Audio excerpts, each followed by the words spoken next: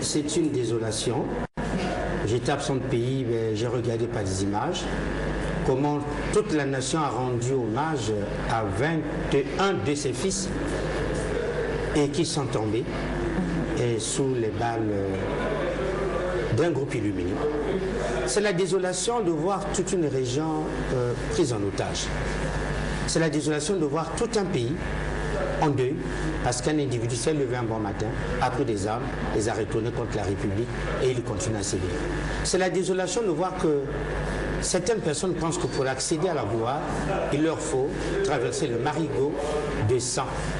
Au prix des citoyens, j'ai vu une jeune fille, à peine 9 ans, qui a eu pour faute avoir pris un train qui traverse le pont.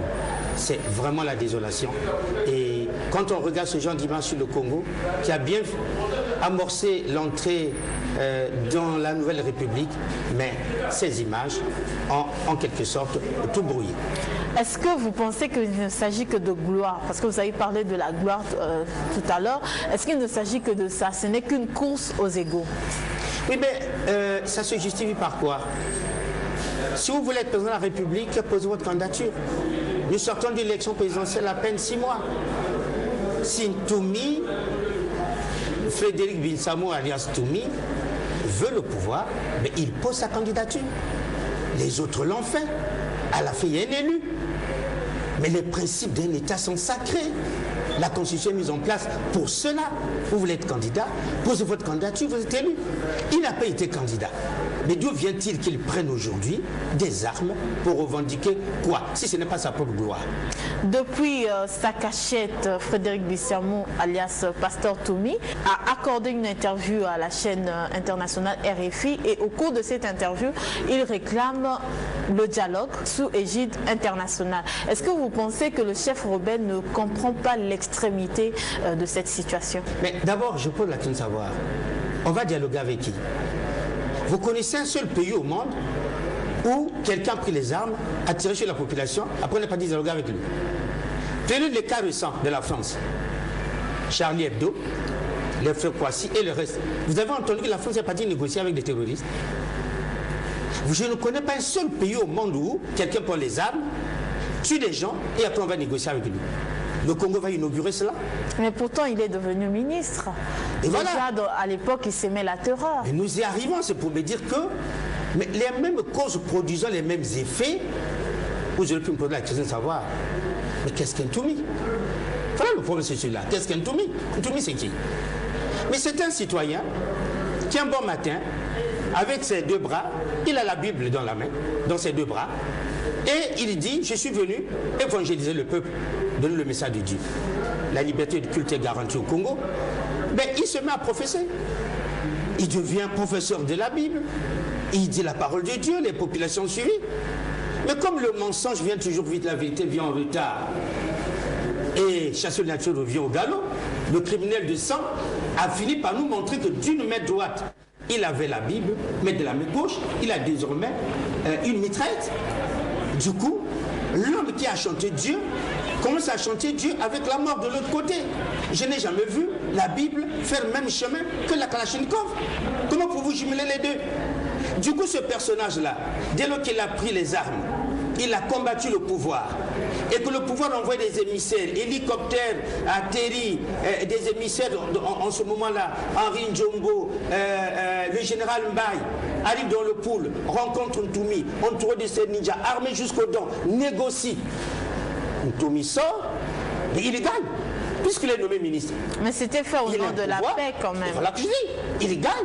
Il gagne, il est nommé ministre, il a un budget qu'il gère, qu'il ne rencontre à personne, il s'est enrichi, il a construit des édifices, et après, il a compris que les mêmes causes causaient les mêmes effets, il a repris les armes, il est reparti encore dans le pool, il attend qu'on négocie et il attend un autre poste. Est-ce que c'est juste une façon pour lui de faire monter les enchères? Mais bien sûr, mais attends, mais comme il est devenu ministre, qu'est-ce qu'il veut devenir? Ça veut dire que lui, il pense que dans ce pays, pour qu'on arrange votre problème, il faut tirer sur les gens. C'est un pays qui résout ses problèmes par accident. Si vous voulez être écouté au Congo, eh bien faites le banditisme. tirez sur les gens, prenez les armes, allez-y canarder vos parents dans votre région, retranchez-vous comme Macky Sall, vous allez voir, le pouvoir va vous dire, bon venez, on va négocier avec vous. Il n'y a pas de sang, voilà, la première fois arrivée. Mais ce n'est pas tous les rebelles. Ce qui est regrettable, c'est que dans ce pays, on a connu des rébellions, mais qui ont été sanctionnés dans le sang. Anga a pris les armes et rentre à Ouandou en forêt, mais il est où aujourd'hui? Il a payé les sacrifices. Mais aujourd'hui, Ntoumi prend les armes, Kanga est plus petit, Ntoumi est plus grand, mais il est en train de blaguer avec la République. Vous pensez pour ce genre de situation, ben, il a besoin de blaguer avec la République. Vous pensez que Frédéric Bichiamou, alias Toumi, aujourd'hui est plus fort que la République? Mais il est en train de le démontrer, non? Quand vous prenez les armes, vous luttez contre la République, vous le tranchez dans votre région. Donc, de là, on ne vous arrête pas, les morts sont en chaîne. Nous avons conçu une route, la route nationale qui aurait pu produire le développement, est en train de produire des morts. C'est devenu un piège national, c'est plus une route nationale. Mais Pont-Tournoi à Brazzaville, le relier Pont-Tournoi à Ouesso, c'était pour développer le pays. Aujourd'hui, quand vous prenez un bus, ben, vous rencontrez la mort sur la route. Quand vous prenez un train, vous rencontrez la mort sur la route. Traverser le pool devient un calvaire. Aujourd'hui, les gens sont obligés de prendre des avions. Pourquoi? Parce qu'il y a une illuminé qui a pris la République en otage. Il est en train de gagner sur la République. Il est en train de gagner. La preuve en est que vous avez exposé 21 morts, mais c'est l'œuvre de Ntoumi, non? Il est en train de remporter son combat contre la République.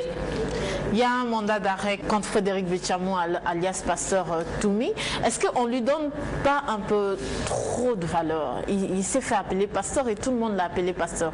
Il a pris un nom qui était pour certains un nom de famille, Toumi, qui est devenu son surnom aujourd'hui. On a même oublié qu'il s'appelait Frédéric Bichiamou. Est-ce que les Congolais aussi n'ont pas trop adulé ce personnage qu'on ne connaît presque pas? Pourquoi? La liberté de culte est garantie par la Constitution. Pour être pasteur, on passe par un examen d'État. Il s'est autoproclamé pasteur, mais c'est sa fonction. Vous n'allez pas lui dénier la liberté d'expression, la liberté de culte étant garantie par la Constitution, mademoiselle. Donc c'est lui qui se dit pasteur, mais vous lui donnez ce titre. Même quand c'est une secte où on embrigade les jeunes. Le problème n'est pas son nom. Qu'il soit appelé pasteur ou pas, c'est pas ce qui est important. Ce qui est important, c'est que ce monsieur, soit-il Frédéric Bichiamou, soit-il pasteur, a pris des hommes contre la République. Ce n'est pas une gloire que d'être appelé pasteur du sang. Ce n'est pas une gloire qu'on pensait qu'on ne l'adule pas. Quand il se regarde dans le miroir, il aurait pu se gêner. On peut être appelé pasteur et puis s'aimer la zizanie, et puis s'aimer et tuer des gens, faire couler le sang. Vous pensez que c'est un honneur pour lui d'être appelé homme de Dieu avec le sang qui coule à côté de vous? Pour moi, c'est plutôt un déshonneur. Le problème de fond, c'est lequel? C'est que la République est en train de reculer devant un barbare. Mais mademoiselle, est-ce que vous imaginez la gravité des faits? Un citoyen se lève un bon matin, prend des armes, les retourne contre la République, l'État se trouve complètement impuissant devant ce pasteur. Je dis bien ce pasteur. Cet homme qui est civil, ce n'est pas un militaire, mademoiselle. Dans ce pays, il y a des officiers supérieurs qui sont en prison. Ils sont plus faibles que Ntoumi. Mais dans ce pays, il y a des généraux qui sont en prison. Ils sont plus faibles que Ntoumi. Il y a un problème réel. Frédéric Bichiamou prend la population comme bouclier. Est-ce que ce n'est pas ça le problème auquel sont confrontées les forces armées? Mademoiselle, l'armée est formée pour toutes les situations. On a pris aux militaires, à la force publique, quand un citoyen utilise la population comme bouclier, quelle est la technique appropriée? Vous n'allez pas me demander, moi journaliste, de faire l'unité des armes. Si vous êtes formé, on vous forme dans toutes les situations. Si vous pensez qu'on ne peut pas dénicher Ntoumi parce qu'il prend la population comme bouclier, mais à l'armée d'utiliser la tactique d'un monsieur qui prend la population comme bouclier. Vous n'allez pas dire que ces généraux congolais, ces militaires congolais n'ont pas appris leur métier. Ils ne sont pas payés grassement par la République pour leurs beaux yeux, pour leurs belles tenues, pour leurs beau grade. C'est qu'ils doivent s'adapter à la situation, mademoiselle. La situation de Poul est extrêmement grave. La République prend l'eau de toutes parts. Le gouvernement doit être sérieusement interpellé parce que c'est une question de gouvernement. Vous pensez que le gouvernement n'est pas sérieusement interpellé? Mais ce que je vous dis. Mais si les sérieusement interpellés, ça veut dire quoi? Il y a eu une épine dans son pied. Il faut enlever cette épine, ça s'appelle Ntoumi. Quand un monsieur prend les armes contre la République, impunément il continue à sévir. Il tue des gens. Aujourd'hui nous sommes en deuil. Demain en deuil. Après demain en deuil. C'est qu'il y a un problème qui n'est pas résolu. Qui le résout? Mais c'est le gouvernement. Le ministère de la Défense appartient au gouvernement. Ça fait partie du gouvernement, mademoiselle. Je me demande pourquoi est-ce que le Parlement n'interpelle pas le gouvernement?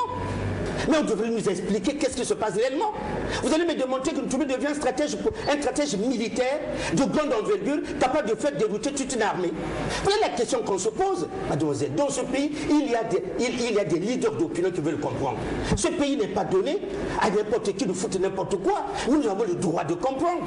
Est-ce que vous faites partie, parce qu'il y a quand même des rumeurs qui circulent sur les réseaux sociaux, même si ce n'est toujours pas crédible, mais il y a des rumeurs qui circulent comme quoi Ntoumi travaillera en collaboration avec le gouvernement. Si les gens parlent comme ça, mais laissez les gens s'exprimer quand ils veulent. Si vous n'arrivez pas à arrêter une crise, vous laissez libre cours à tous les débordements verbaux, vous laissez libre cours à toute interprétation verbale.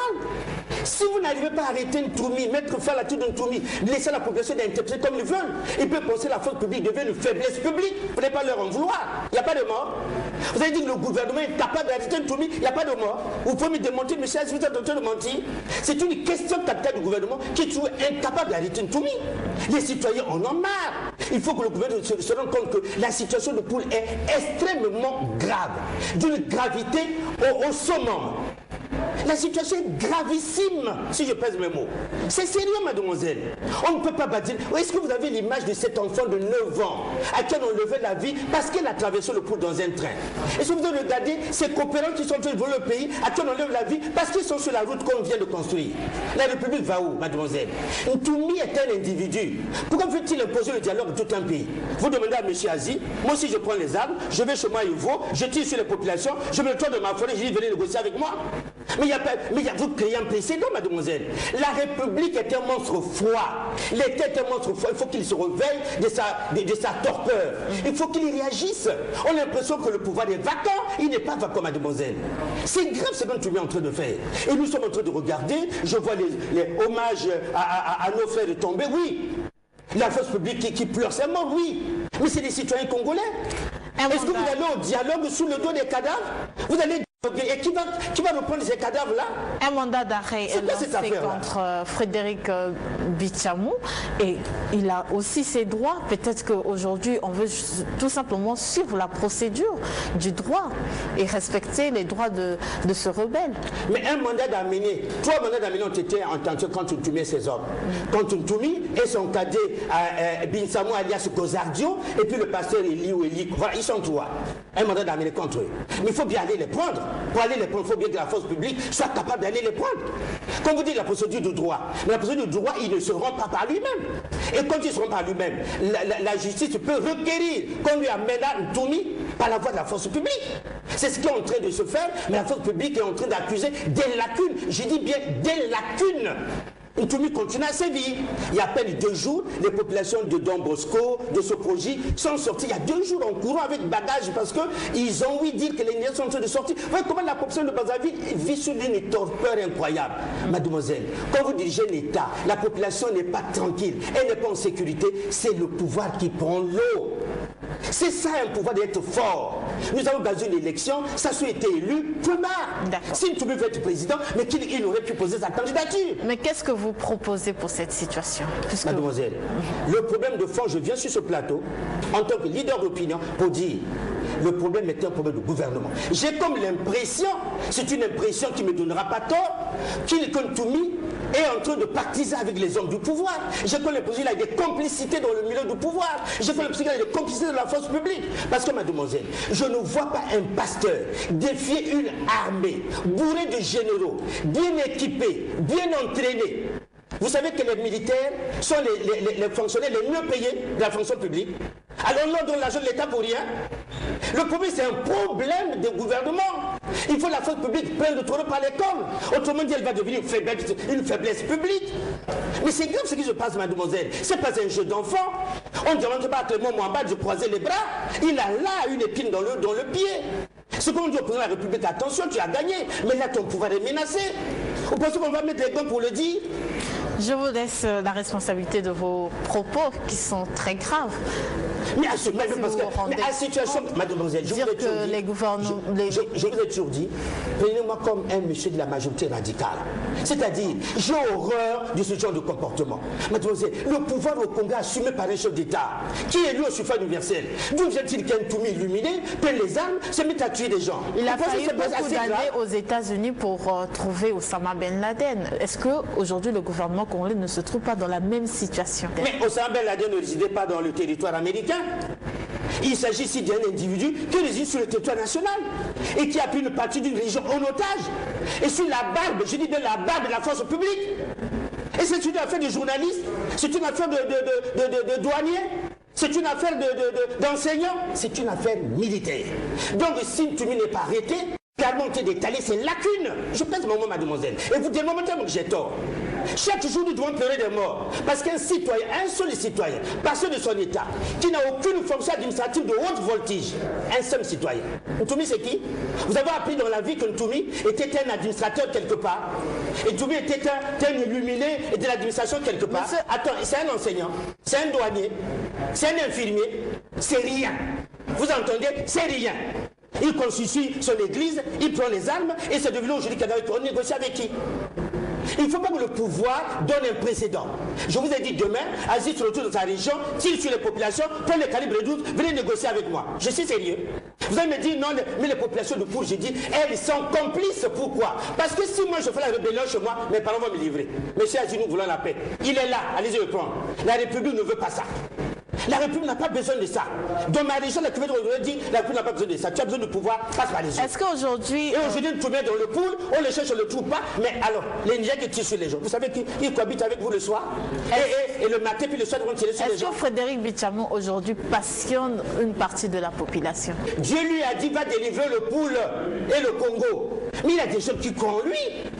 Mais des illuminés, vous ne savez pas que le système des sectes, le système des religions, mais les illuminés, ils donnent une certaine aura à une certaine population qui croit en lui, qui pense que c'est vraiment le Messie, c'est l'envoyé de Dieu, c'est le bonheur de, c'est leur bonheur.